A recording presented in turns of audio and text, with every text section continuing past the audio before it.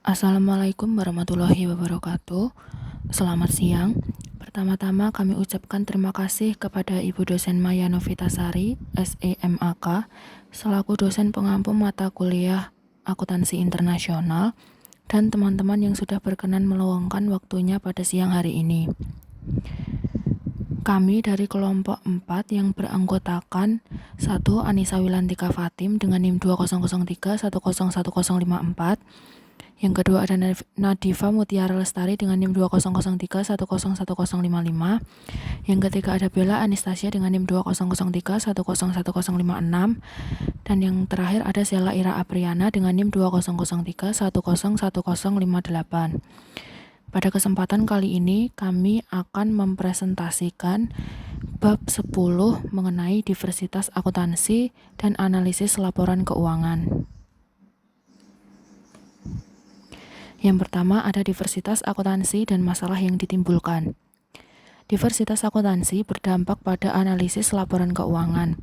Masalah penting yang harus dibahas adalah mengenai dampak diversitas akuntansi tersebut terhadap penaksiran laba dan arus kas masa mendatang, serta risiko dan ketidakpastian yang terkait.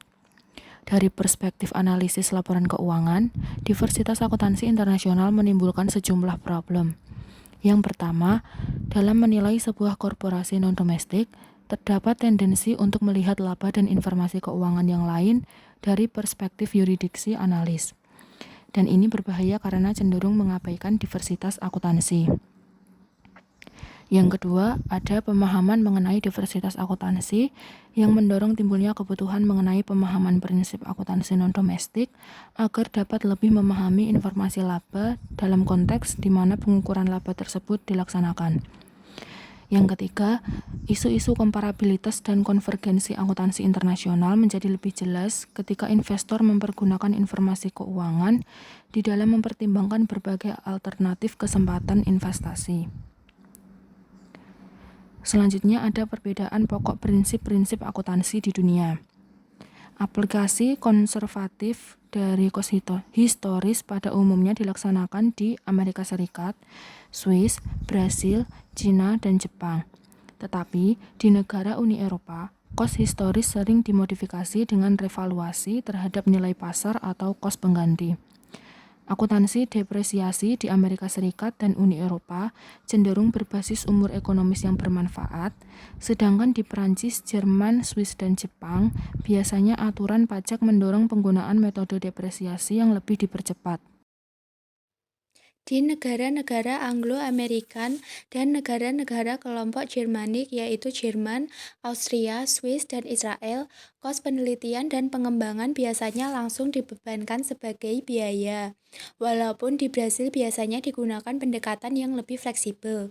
Perlakuan benefit pensiun biasanya didasarkan pada benefit akrualan dan atau benefit proyeksian yang merupakan utang kepada karyawan, sementara di Brasil dan Cina lebih menggunakan basis kas.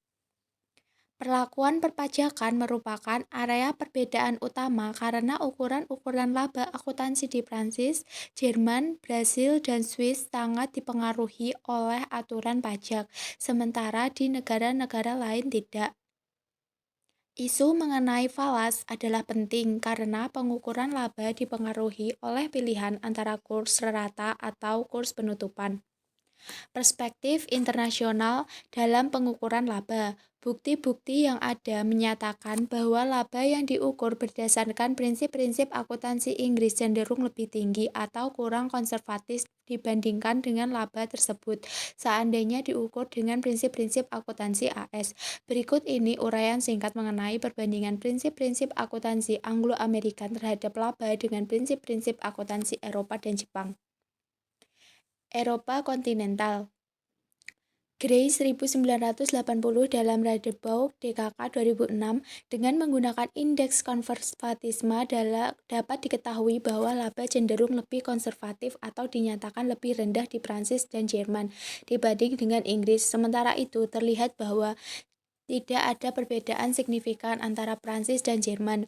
Dengan menggunakan data yang lebih baru, Weidman dan Gray menguji Dampak diversitas akuntansi terhadap laba yang dilakukan di Belanda, Swedia, dan Inggris. Hasil penelitian ini menyatakan bahwa Belanda berada di ujung spektrum kurang konservatif, tetapi yang lebih ekstrim adalah Inggris, sementara Swedia lebih konservatif daripada AS. Jepang. Banyak faktor yang mempengaruhi akuntansi di Jepang, sehingga akuntansi di Jepang menjadi unik. Walaupun konvergensi akuntansi juga berlangsung di Jepang, tetapi pengaruh perpajakan, kepentingan kreditor, dan budaya yang konservatif mendorong pengakuan laba relatif lebih rendah dibandingkan dengan AS. Tetapi, harus diperhatikan bahwa perbedaan rasio-rasio keuangan seperti likuiditas dan ungkitan atau leverage bukan sekedar diakibatkan oleh perbedaan akuntansi, melainkan juga perbedaan dalam sistem keuangan dan norma-norma yang berlaku di negara-negara bersangkutan. Analisis internasional komparatif. Prinsip-prinsip akuntansi Amerika Serikat secara signifikan lebih konservatif daripada Inggris, tetapi kurang konservatif dibanding Jepang dan sejumlah negara Eropa kontinental dalam hal dampaknya terhadap laba. Artinya, laba perusahaan yang dihitung dengan PABU Amerika Serikat akan lebih kecil dibandingkan dengan PABU Inggris, tetapi masih lebih besar dibandingkan jika dengan PABU Eropa kontinental. Diversitas akuntansi dan pasar saham. Penelitian awal yang dilakukan oleh Mick 1983 menunjukkan bahwa harga saham bereaksi terhadap laba yang didasarkan pada PABU asing. Penelitian oleh Bob dan Rees tahun 1992 menyatakan bahwa dalam kasus perusahaan Inggris yang terdaftar di Amerika Serikat dan juga membuat laporan berdasarkan PABU Amerika Serikat, terdapat tambahan penjelasan mengenai informasi laba yang didasarkan pada PABU Amerika Serikat. Kemudian, penelitian oleh Amir, Harris, dan Venuti tahun 1993 terhadap perusahaan di 20 negara mendukung relevansi nilai dari informasi PABU Amerika Serikat. Pengaruh perbedaan pengukuran. Faktor-faktor yang menyebabkan perbedaan pengukuran dapat berupa faktor lingkungan dan budaya yang mempengaruhi prinsip-prinsip akuntansi pada tiap negara. Di Amerika Serikat dan Inggris, pasar saham mempunyai pengaruh yang dominan, di mana kebutuhan informasi para investor mendorong adopsinya pandangan yang lebih optimis tentang laba, sehingga harga saham yang lebih tinggi.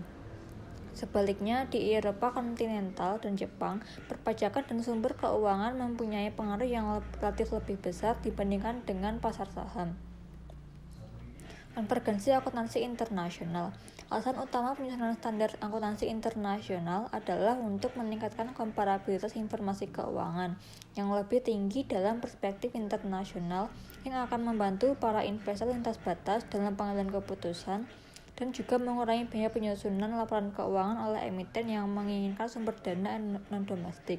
Sekarang ini semakin banyak perusahaan yang memilih untuk mengikuti standar internasional, walaupun di dalam praktik kepatuhannya masih harus ditingkatkan. Selanjutnya, analisis laporan keuangan internasional.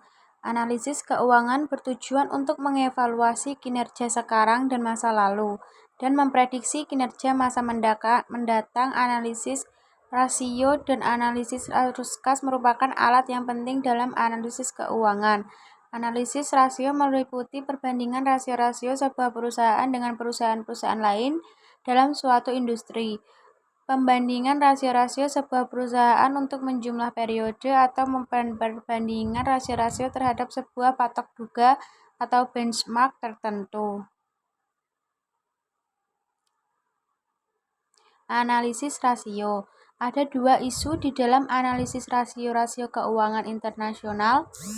Pertama, yaitu apakah perbedaan prinsip-prinsip akuntansi antar negara menyebabkan variasi yang signifikan dalam angka-angka laporan keuangan. Dan yang kedua yaitu dalam kondisi yang kompetitif, bagaimana perbedaan ekonomi dan budaya lokal mempengaruhi interpretasi rasio-rasio keuangan dan ukuran-ukuran akuntansi, bahkan ketika pengukuran-pengukuran akuntansi dari negara-negara lain telah dieliminasi dengan melakukan statement ulang. Aliran arus kas. Laporan arus kas yang sangat rinci diisyaratkan di dalam PABU Amerika Serikat, PABU Inggris, IFRS, dan standar-standar akuntansi di negara-negara lain yang jumlahnya semakin banyak. Ukuran-ukuran yang terkait arus kas terutama bermanfaat dalam analisis internasional karena ukuran tersebut tidak terlalu berpengaruh oleh perbedaan prinsip-prinsip akuntansi dibandingkan dengan ukuran-ukuran yang berbasis laba. Apabila ada yang ingin ditanyakan, dipersilahkan di list di WA Group. Sekian presentasi dari kelompok kami. Wassalamualaikum warahmatullahi wabarakatuh.